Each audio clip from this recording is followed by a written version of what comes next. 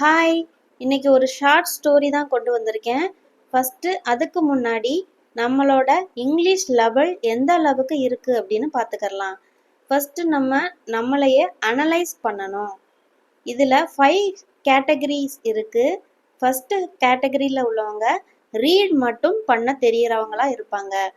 Second, read மட்டும் understanding, அவங்களால read பண்ணவும் முடியும், அண்டர்ஸ்டாண்ட் பண்ணவும் முடியும். தேர்ட் கேட்டகரியில் உள்ளவங்க ரீட் பண்ணுவாங்க, அண்டர்ஸ்டாண்ட் பண்ணுவாங்க, ஃபார்ம் சென்டென்ஸை ஃபார்ம் பண்ணவும் தெரியும்.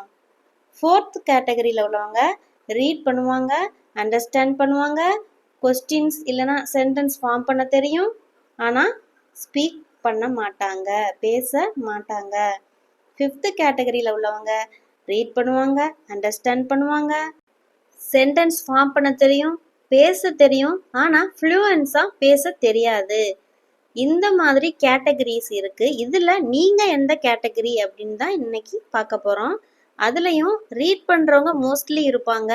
ரீட் ப்ளஸ் அண்டர்ஸ்டாண்டிங் லெவல் எப்படி இருக்குன்னு இன்னைக்கு ஒரு ஸ்டோரி வழியாக பார்க்க போகிறோம். இன்னைக்கு அதை நீங்கள் தான் தீர்மானிக்கவே போகிறீங்க, உங்களுக்கு ரீடிங் அண்ட் அண்டர்ஸ்டாண்டிங் லெவல் இருக்கா அப்படின்னு. ஓகேவா? அதற்கான ஒரு ஸ்டோரி தான் இன்னைக்கு கொண்டு வந்திருக்கேன். வாங்க வீடியோக்குள்ளே போகலாம். Once upon a time, a donkey found lion's skin.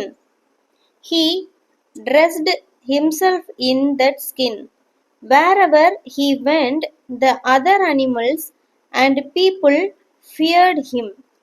Everyone thought that he was a real lion. Soon he started to think of himself as a lion. One day he heard some donkeys braying in the village. He wanted to show them that he can sing even louder. So he started braying and the villagers heard him. They ran after him with sticks and beat him to death. Thus the poor donkey paid the price for his foolishness. இந்த ஸ்டோரியை நான் 1 time read பண்ணிட்டேன். எனக்கு புரிஞ்சது. நீங்களும் இதை 1 time read பண்ணி பாருங்க. உங்களுக்கு புரிஞ்சதுன்னா ஐ அண்டர்ஸ்டுட் அப்படின்னு கமெண்ட் பண்ணுங்க. இதற்கான மீனிங் உங்களுக்கு புரிஞ்சதுன்னா நீங்கள் ரீட் அண்ட் அண்டர்ஸ்டாண்டிங் லெவலில் இருக்கீங்க அப்படின்னு அர்த்தம்.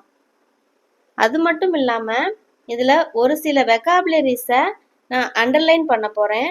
அதற்கான மீனிங்கையும் நீங்கள் தான் கமெண்ட் பண்ண போகிறீங்க. இதை நீங்கள் உங்கள் மனசாட்சிக்கு ஏற்றபடி எங்கேயும் தேடி கண்டுபிடிக்கவும் கூடாது, மொபைலில் கூகுளும் பண்ணக்கூடாது. உங்களுக்கு தெரிஞ்சால் கமெண்ட் பண்ணணும். ஓகேவா? அதுதான் உங்களோட லெவலை கண்டுபிடிக்க போகுது. Found,